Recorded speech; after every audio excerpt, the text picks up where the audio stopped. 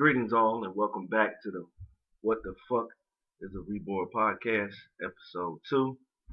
Appreciate all the love, the likes, comments, subscriptions on YouTube.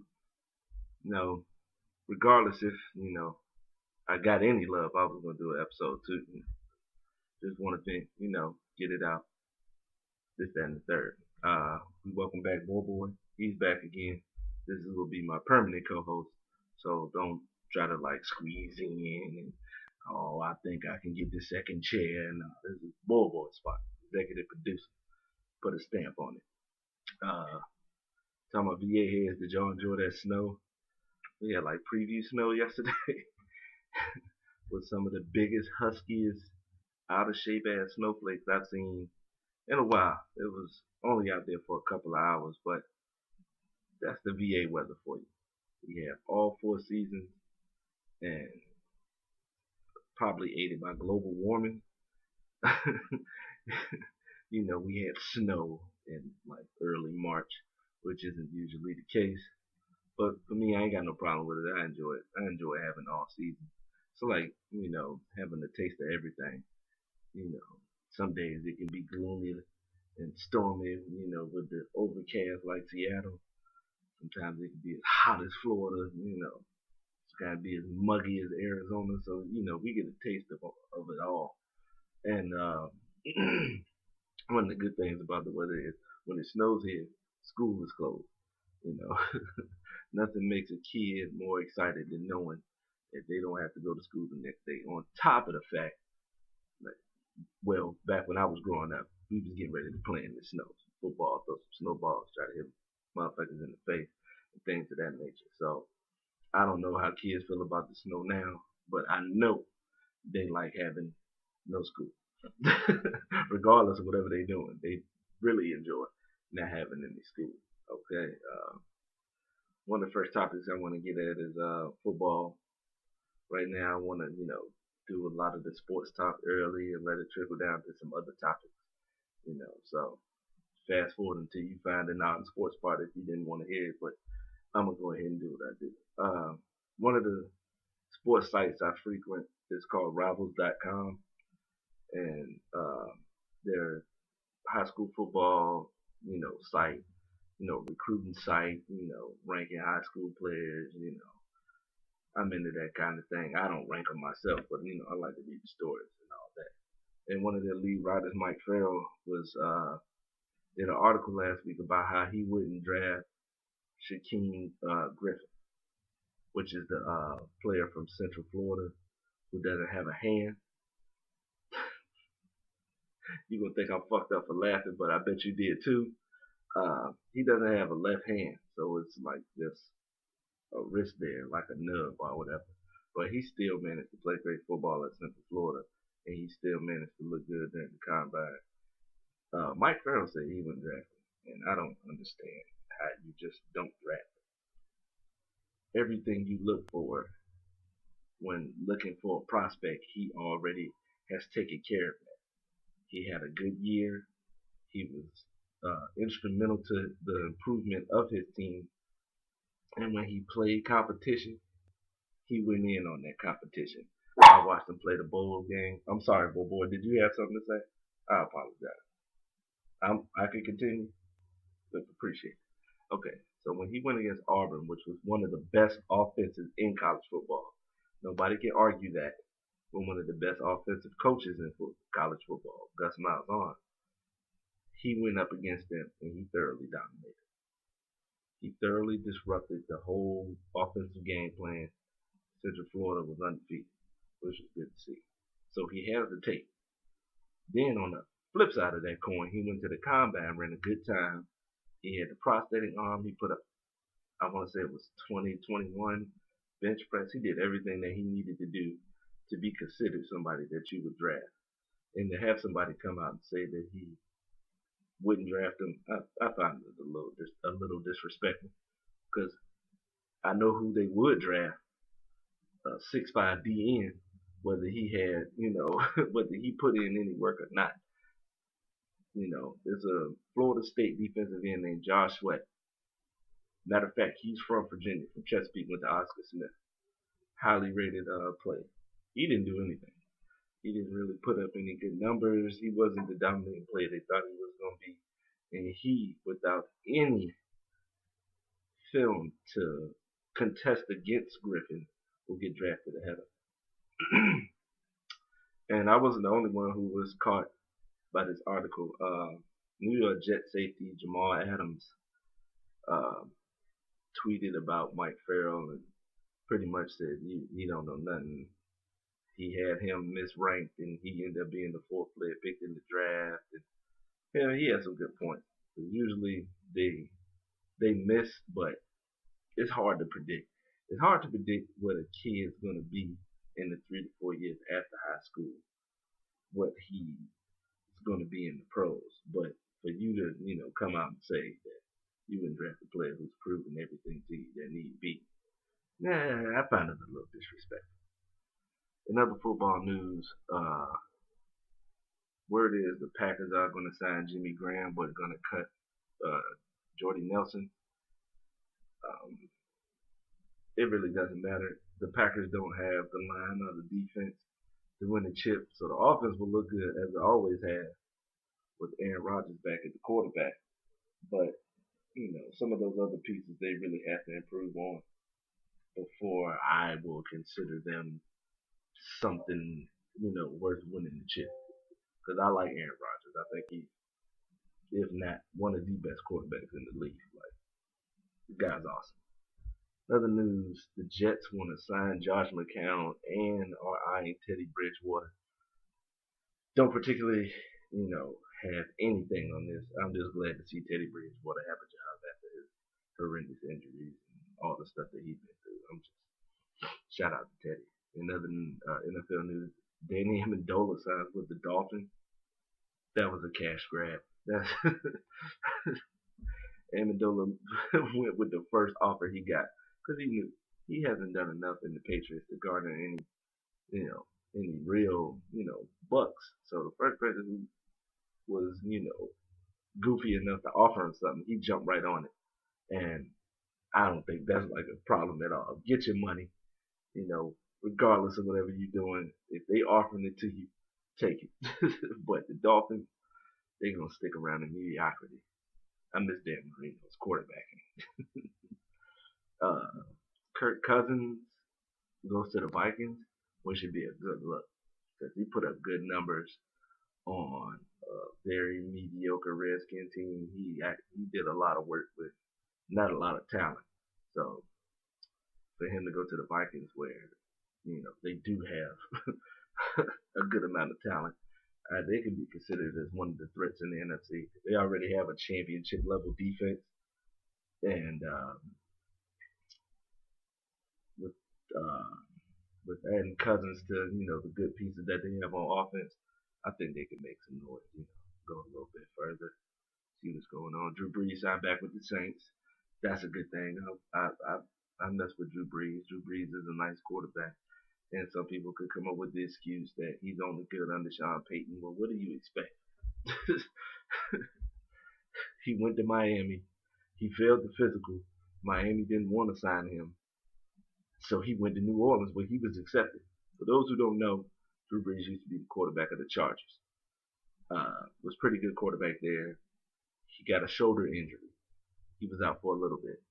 And then he became a free agent after the Chargers drafted Phillip Rivers. So he only had two spots that were interested in him because of the shoulder surgery. The Miami Dolphins and the New Orleans Saints. When he went to Miami, he failed the physical. So New Orleans accepted Drew Brees with open arms, and the rest is his stat line, okay? But I always, respect Sean Payton and Drew Brees for, knocking out, making it happen out there. They're a good fun team to watch. They finally got the defense to help the run game to slow down other teams from scoring. So, the NFC is already looking interesting, especially with the Rams picking up two good corners with Wade Phillips, who's a great defensive coordinator, but a horrible coach. But, NFC, as it was this past season, is interesting as usual. The switch up on sports, March Madness, Selection Sunday was up. There was a lot of salty people, but it really doesn't matter. If you win the conference, you can go, but you already know if you don't win the conference, it's kind of a crapshoot. If you didn't have a good year, it really like takes the regular season out of perspective. I mean, it's like you can have a good regular season, losing the early portion of the tournament, you can still make the tournament. But you can have a bad regular season, win the tournament, and get an automatic bid. You could be subject to lose the first game, but you know it's 64. It's a crapshoot. It's whatever. For those who probably want to know, I am a Duke Blue Devil fan. Ever since Larry Johnson and the UNLV Running Rebels destroyed them, I don't know what it is, but most of the teams I'm a fan of, I became a fan in a losing effort. I don't know what it is. It's kind of weird. As far as the NFL goes, I'm a Raider fan, and that's my pops. I'll let him explain that story when he comes on, whenever he does. It's a pretty cool story. So, you know, that was just handed down. I always thought the Raiders were cool. And the Miami Hurricanes, you know, passed down from my dad, but I really became a fan after Alabama beat them and Antonio Langham took the pick six, and you know, they, I became a fan then. Um, and with the Duke Blue Devils, it was Larry Johnson and Stacey Augmon, Anderson Hunt, Jerry Tartanian led team. They were just running and gunning. I don't know how I became a fan of a team that just they got smacked. But I've been a Duke Blue Devil fan since I was about 8. So. But I'm not one of those fans who really think that they're gonna win everything. I'm not one of those fans. No disrespect to those people. Your optimism is envy worthy. But me, I'm a sports fan first. I know my team isn't going to win. I know the Duke Blue Devils aren't going to win. The defense is horrible. Grayson Allen is an asshole. I've been waiting for the dude to leave ever since he started pulling that bullshit. I'm not a fan at all. So it really doesn't even matter where they go at. And at this point in my life, Duke has already done enough winning, but it could take 10 years of being sorry. It really doesn't hurt me any at all. I'm still gonna watch them. I'm still gonna watch the sport. I'm still gonna enjoy it. My pick to win, I'm gonna go with Xavier. I have absolutely no clue. I haven't watched any of their games. I don't know anything that they've done, and that alone is enough for me to put my bid in for them. Some of the brackets stink. Like I want to say Arizona's in the West or the East, wherever Arizona is. They got a path straight to the Final Four. All right. So I think they got off real clean, even being on 4 seed. If that bracket is not where it's at. But for me, I'm gonna pick Xavier. And one thing I like about the tournament, other than you know the intensity of it, seeing what players are gonna shine during the tournament. For those who might not be as old enough, if y'all don't remember Harold the Show Arsenal from Weaver State, who was dropping buckets on everybody, 30-point games like it was nothing. And you know, I'm old. I'm 34, so I done got to the nostalgia point in my life where things from the past, still resonate with me. But even like recently with Shabazz Napier going in, uh, Chris Jenkins with the game winning shot, March Madness always seems to deliver the majority of the time. Now sometimes the season, the tournament ain't that good. The team nobody expected to win does win, which might happen this year with Xavier or Virginia. But it's always fun to watch. I always enjoy March Madness to see which players will up their draft stock. Will Trey Young wake up for about 2-3 games so he can stay in the top 10? Will Colin Sexton do the same? Because it really doesn't matter for some. Jaren Jackson, Muhammad Bamba, DeAndre Ayton, and Marvin Bagley really don't have to, unless they get hurt. That's the only thing that's going to drop their stock. But to be honest, they pretty much got top 10 locked up. Even top 3 for Ayton and Bagley. So it's not even that big of a deal for them. But some players like Michael Porter Jr., who's back and playing, that was good to see. I didn't think he was gonna play. And don't compare it to Kyrie because Kyrie actually played games. Michael Porter has just played his first game. He played 2 minutes in one game, got hurt, and has been hurt ever since the conference tournament game they played. But he needs this because if he looks bad, they're gonna charge it up to the injury, and he might not even get lottery.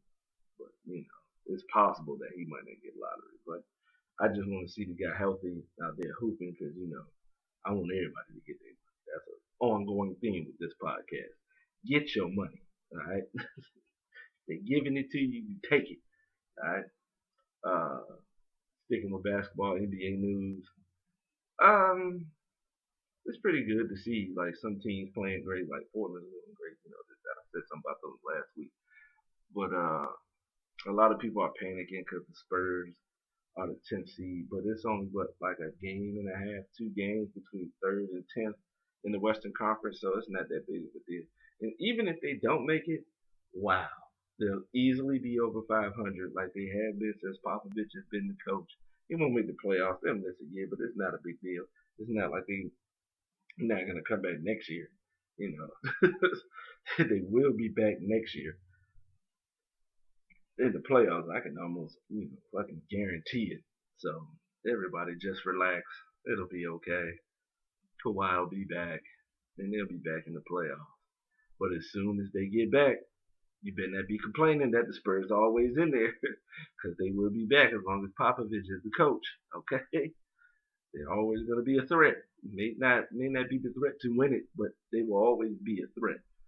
Okay, and as far as other NBA news, I really don't have anything else. My producer and engineer, Mike Chimney, aka Breeze, sent me a good note about something that Samuel Jackson said. I can't remember when he said it, but he made a comment that they should be paying teachers more than they pay rappers, and he wanted to know my thoughts on that. And as far as the teacher business goes, I think they should get paid more, especially if you are one of those teachers who actually gives a fuck. I think you should be rewarded for that because it's kind of at this point it's like a thankless job. And I've worked at school before, and just to see what they have to go through on a daily basis, I've always had respect for teachers, but to see it up close, you get a newfound respect. Something a lot further, a lot more in depth with it when you have a closer view at it. But if you're gonna pay them more, make sure they fit the criteria, because some of them are just picking up checks. To be honest, it's sad to say, but some of them are. Now, some of you may say, why don't you become? Nah, I don't want to be a teacher. You can't beat them no more, and you can't cuss at them. If I can't discipline children the way I was disciplined, and I've never been arrested, I think I've done pretty well for myself. I've done okay. I think my parents are proud of me. And with cussings and beatings, or even not even the beatings, the threat of it, was enough to keep me alive. I don't I don't think you need to beat kids, but you always need to have kids to be threatened by something. Whether it be an ass whooping, whether it be you taking something away, whether it be a real punishment, not just one of those timeout punishments where you just sit in the corner, or one of the punishments where you just stay in your room where all your shit is at anyway. So it's not like you're gonna be missing anything. But that real come home when you done fucked up at school and your mama done took everything out the room except the bed. You ain't got nothing but a bed and a window curtain. That's all you got in there.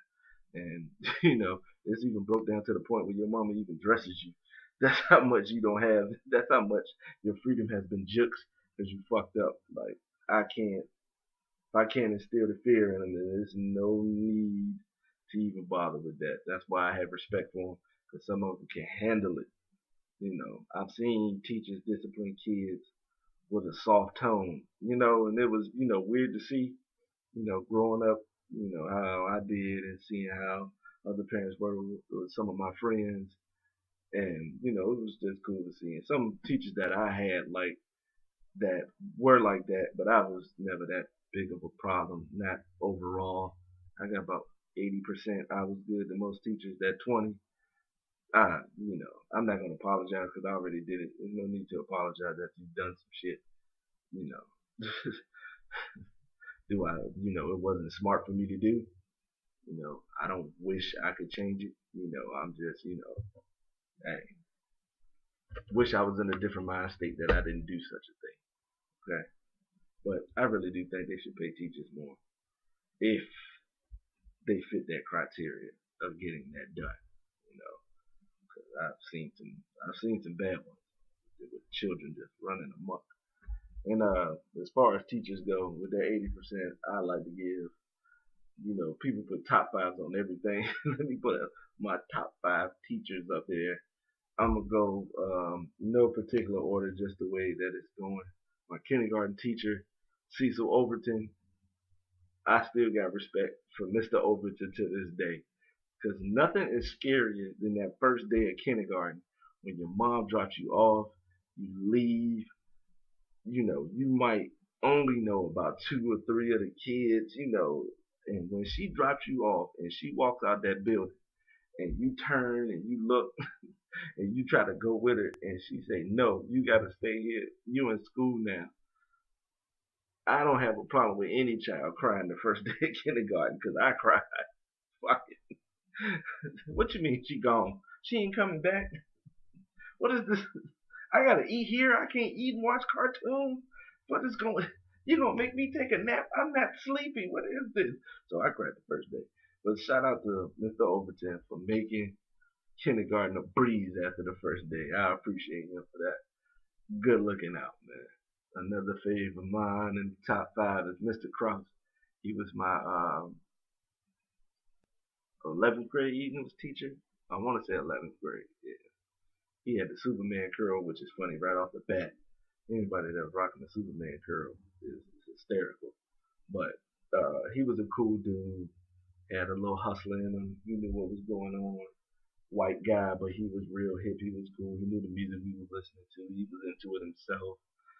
His wife worked at the school. He was a cool guy. He had jokes.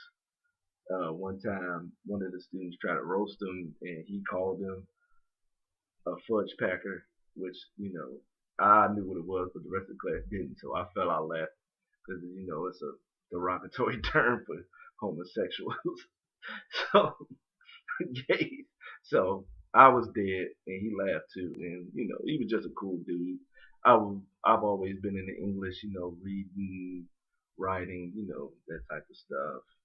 In literature, that's just something that I can get into with no problem. So he respected that and he showed love. And shout out to him getting a minority scholarship at HU for being a white dude.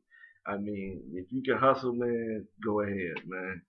He ain't hurt nobody with that. So, respect to him. Um, this person isn't in the five. I'm gonna just put them in there just because I have to.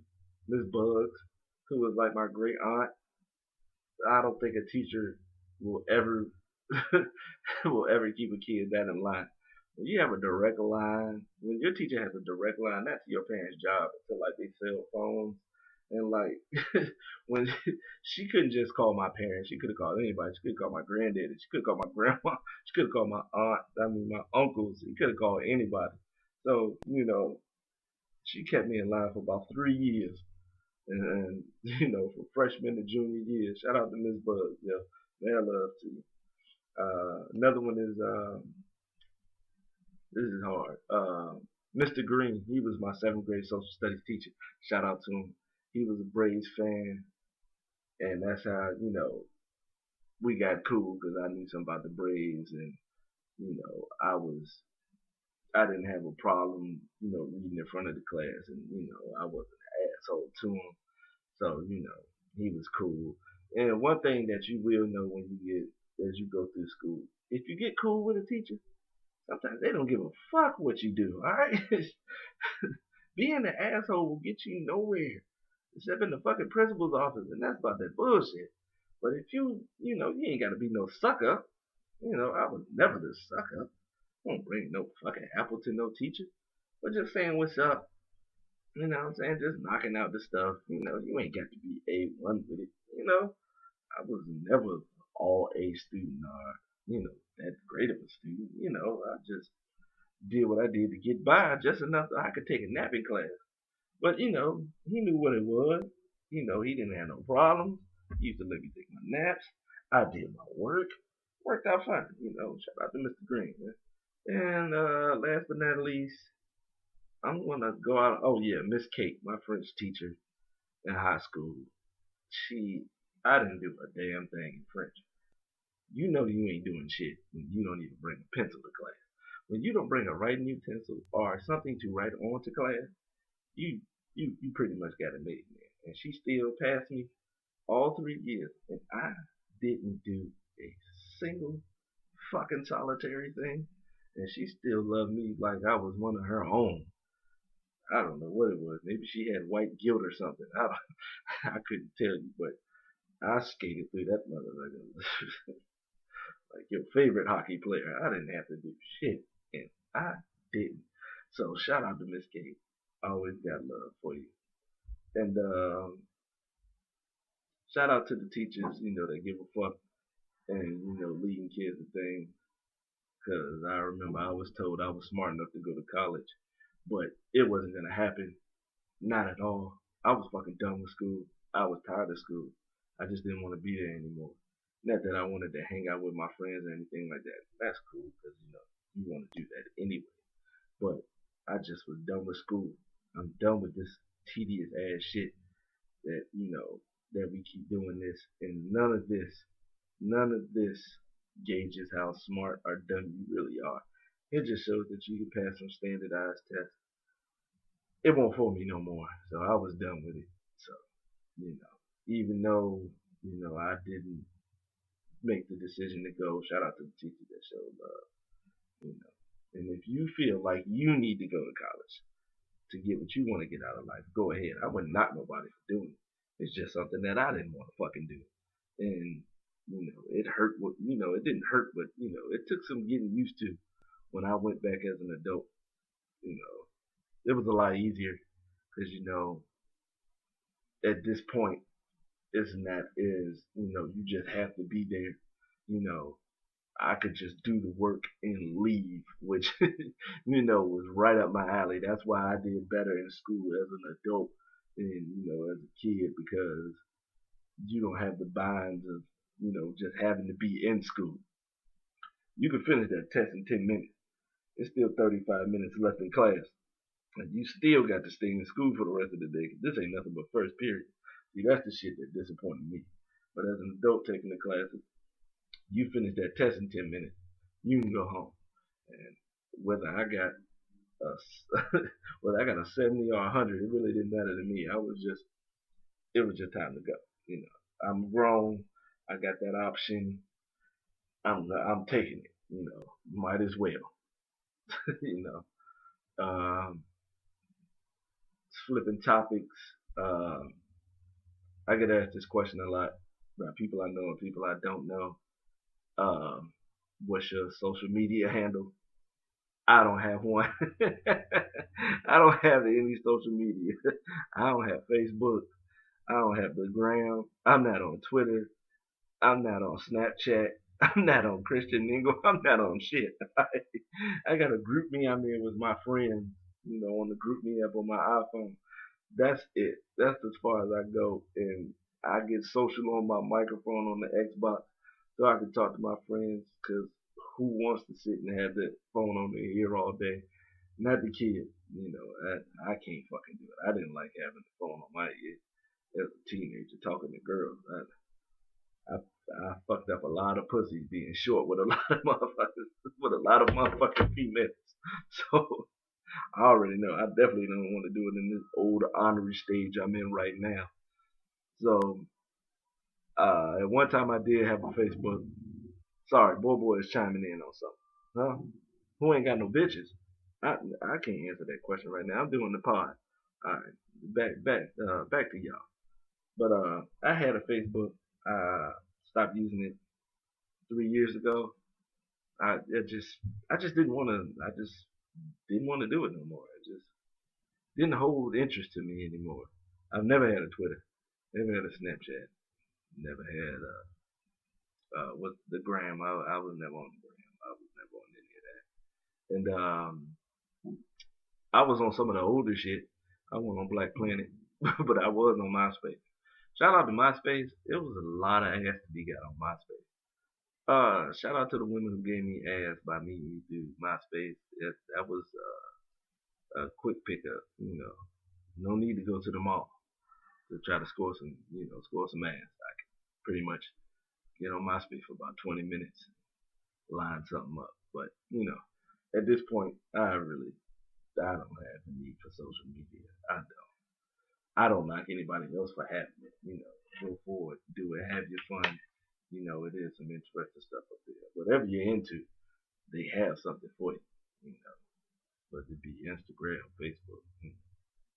I really don't get Snapchat. Me personally, just I don't really care what you're doing. I don't. It's not. I'm not trying to be an asshole, but I really just do not care what some people have going on. I do not care that you are walking your dog at this time. I didn't give a shit beforehand. I don't give a fuck what you're doing, period. If I want to know what you're doing, I'll text you and ask, if you in the circle. But outside people, I'm good on that. Nah, I'm good. Maybe one day, but not today. Um, Speaking of chatting it up with friends on the Xbox, uh, quick video game note. Let's dive into the nostalgia portion again. And how many of you remember back when video games didn't have a gap period from which you were playing them? Like you were playing one game and you were enjoying that and shit before you were even done beating that game, something else good would come out. And before you even done with the first one, in the 3 months time span, it could be 5 to 6 games that came out that you wanted to play, that you end up playing. You know, the releases aren't as, I'm not gonna say as good, but they just don't have the consistency like they used to. And I'm not gonna be, out of line and say they don't release good titles because I'm still playing games to the, video games to this day. But it's not a lot to look forward to. For me, I'm only looking forward to, outside a couple of sports games, outside of the sports section, I'm only looking forward to Red Dead Redemption 2. That's the only game I'm looking forward to. For real, for real. I don't have it in me for Call of Duty anymore. Once they got futuristic, I was done because I'm not a futuristic shooter. I don't like futuristic shooters. I don't want to shoot aliens, zombies. Don't take it. I mean, if you take offense to it, fuck you. But I want to shoot some human beings. That's why I jumped on PUBG as soon as it came out. Cause I'm shooting at humans. There is no flying. There are no specialty weapons. It's just guns that I know that actually exist, and we get it in. The furthest I got was Black Ops 3. And I was really only playing that because I had a number of friends who were. And chopping it up on the mic, talking shit and playing the game. I mean, that only bears second to when you at the crib back in the Nintendo 64 game days when you were at the crib. Whether it be Revenge, No Mercy, GoldenEye, Mario Kart, Diddy Kong Racing, 1080 Snowboard Kids, Wave Race, just those, when you at the house and, you talking shit, and you learn how to talk shit, cause, unless you got somebody else really around, unless you just was that motherfucker who was naturally funny, you know, learn how to talk trash. I was never much of a trash talker, not during the game. I don't have it in me to degrade nobody while they playing. Now, if they do something that's funny, I will laugh at that, but I'm not gonna pick on them about it. I've never been that type. I learned that from my pops. That he's not braggadocious at all, and he whooped my ass in video games for 18 years. He beat my ass in every game possible. He beat my ass in Madden. He whooped my ass in college football. He whooped my ass in fighting games. He whooped my ass in NBA games, college basketball games, soccer, tennis, baseball, boxing, kickboxing, wrestling. He whooped my ass in everything till I got to my teenage years. And I was never down on that. It never downed me when he would beat me. It would just always go back to the drawing board, see what we can pick up from there. But even with that, I still because I was a decent player. I was never the trash one. Never the trash one. In GoldenEye, I was a threat. I was gonna get some wins. In wrestling, I was probably better in wrestling than GoldenEye. I was alright, but I could handle mine. The first game I ever sucked in that fucked my mind up because I was never trash. But when I played Halo, I was trash, and I was so trash that I just accepted it because remember Halo was only for the Xbox. I didn't have an Xbox at the time. What I had was um, a PlayStation 2, so I was more on that, you know, those games, that one. I really wasn't in the Xbox. So when I finally did play Halo, and I sucked at it, and I continued to play all the way up to Halo 3 with the homies. Nothing changed. I was trash. I even had one moment where we were playing on the LAN, where you could play. We were playing multiplayer on two different TVs that was in the house. We was connected. We had a television connection, and me and my boy Wood was going against my boy Black Man and my homie O. And then we were going to 50. It was a 2-on-2. Well, me and Wood won 50-49. We went on the final kill. I had 2 kills out of the 50. I was trash in Halo. Do you hear me? Absolute trash in Halo. Never got it. Never was with it. I didn't even. The funny thing to me is, I wasn't even upset about it. I just knew. I didn't have the system. I just. There's nothing I could do about it. Just be a crash test dummy. And sometimes, they would like pass over me and just play threes instead of fours. I wasn't mad at that either. I'm not gonna do anything but just give one person a lot of kills. Sooner or later, it doesn't even become. It wasn't even like four individuals going after each other. It was seeing who could kill me first, and then who could pick up the pieces from somebody else killing me. The game got fucked up. So I understood when they took me out the fold. I understood wholeheartedly why I wasn't even sometimes I had to participate, and I didn't have a problem with it. I fucking sucked. But that one's always gonna stick in my mind because it was the first game I sucked at, and I have been playing video games since the Nintendo days, and I never really had my ass whooped in anything outside of my pops. But I mean, there were times every game where I would give him a run every now and again, because I didn't beat him. I didn't beat him in a game till I was 8. I didn't beat him in a sports game till I was 18.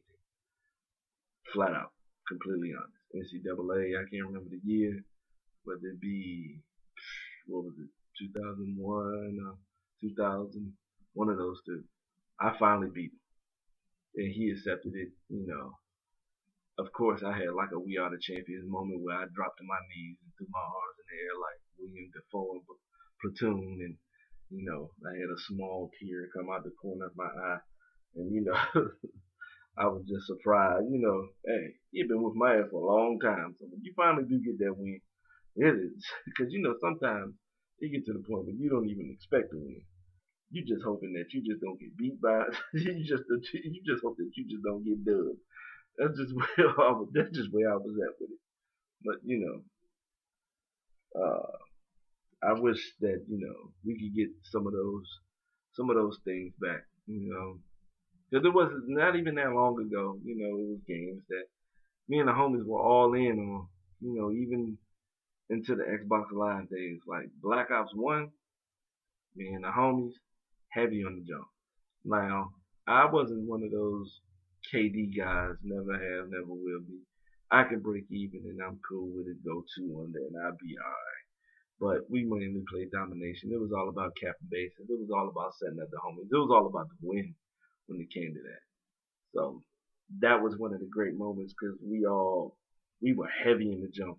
There was at least 10 of us that was playing at the time. And we already, one thing I really enjoyed about my group of friends that we're all funny in all, different ways, whether it be sarcasm, straightforward, some people are quick, quick wits, we bring whatever dimensions of comedy. Everybody touches randomness. Some people are raw and just come out their mouth with whatever the fuck, and that, still to this day it's like that. But at that time in Black Ops 1, it was just a lot. There was a lot of us in there. And, those was good times. Those was good times. I wish I was recording shit back then. 'Cause that shit would be funny. Not even to like be on some blow up, million subscriber type shit. Nah, not even that. Just the fact that just for me to go back and listen to, just to, I could be done crying, laughing and shit like that. That's cool. But shout out to it. I would like to see, just a slight improvement in video games. Everything's probably crates, trying to get everybody's money and, who can make the big sale, there's still like a couple of companies that's trying to, bring some of that things from yesteryear, And I may sound like an old bastard, but I am. I don't give a shit. Shit was fun when I was younger. And I don't give a fuck who you are. Everything was better when you were younger. Except some of the things that you could get into until you got older. Because, playing video games is fun. But so is pussy, so. I won't get no pussy back when I was 10. I'm kind of, I, I didn't know what the hell I was doing anyway, even if I did have the opportunity for it. So I'm glad, I'm glad that was it. Because I had a group of females ask me one time, because I was the oldest one in the room, of course, and they asked me, what was your favorite age or whatever? And I was like, there's no individual favorite. They all have, their parts where they all work out for you. Every part is fun. I like 5 years old because we were playing outside all day and it was older kids like that were damn near high school that was a part, even, let me kick it with them. Probably didn't have no business around them. Probably picked up some shit I didn't need to pick up, but it was still cool. It was still fun. 10 was fun. Played outside all day, gaming, started liking girls. Every age has something fun. Even at 34, you know what's cool about 34? At this point, I can do what the fuck I feel. I know I'm not. A lot of people would disagree. You don't need to smoke a cigarette. I don't give a fuck. I'll smoke it until I die. I don't give a shit. My mama knows, and if she cool with it, that's enough for me. I don't give a fuck if you are. But, I can have a smoke, make myself something to eat, shit I couldn't do when I was younger. Call up a woman for the evening, knock her down, probably knock off something down in the morning. If I like her, I might make her omelet because, I do got a little bit of kitchen skills. If I don't, oh well. It's just stuff that I could do as an adult that I couldn't do as a kid. That was cool. Like driving at 5 in the morning, even though you may not even be going anywhere, the option is still there. So that's what it is. Another topic I wanted to touch. A lot of people are asking me, who's the little girl in the picture? That's my niece. She took that picture when she was 3 years old. Right now, what is Simone? 10? She's 10 right now. So that's just my favorite picture for her. It's hysterical. I love it. I will always love it. It's one of the few things that, because I'm not a picture person, I couldn't give you, I don't have shit on my phone other than what I've thrown in the group. I probably have about 10 pictures. And I know some people would think that's crazy because I went through a couple of female phones and the hundreds and hundreds. Sometimes it sets a 10 of a selfie. So it's 45 pictures, all in the same room, all of the same selfie with just head tilts. And that was very confusing. I don't know anything about that life, but that was my niece. Love her to death. Love the picture. It's always gonna be a part of this podcast. And definitely on the last but not least side of the game as far as topic, as my foot is falling asleep because this asshole boy fell asleep and put his head on my goddamn foot. Now my fucking foot is asleep. My dog is an asshole. But to the shout out to my producer, engineer, Mike Chinney, aka Breeze. Shout out to my co-host, Boy. Shout out for all of those who I got love for. You already know who you are. If you don't, text me. And if you don't got my number, I probably don't fuck with you like that anyway. And shout out to my mom and my grandma, cause I'm not cussing a lot, but I am cussing. And I know that they would be opposed to it. They know I'm not gonna change it. They know this is how it's gonna go down anyway. They don't know anything about this podcast. And if they do find out about it, whoever tells them, fuck you up. Be easy.